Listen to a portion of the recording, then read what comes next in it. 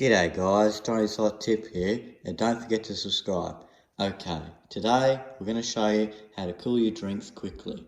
Okay, so what you do, you get your drink, whether it be a beer or a can or whatever, and you just wet it down, okay? So you want to just wet it down quickly like that. Then you want to get your paper towel, and you want about 2 folds of it. So there's 1 and 2, and rip that off, right?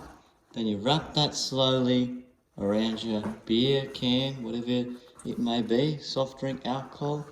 Wrap that around twice like so. Right, once that's wrapped around, you just sort of squash it down like so. Right, then you just want to damply wet the paper towel. You don't want it drenched, so you slowly put that water on, see, and just wet that down like so, okay? So you wet that down, you tap it down like that. And then what you'll do, you'll chuck that straight into the freezer. And because of that damp towel there, that will keep it really cold.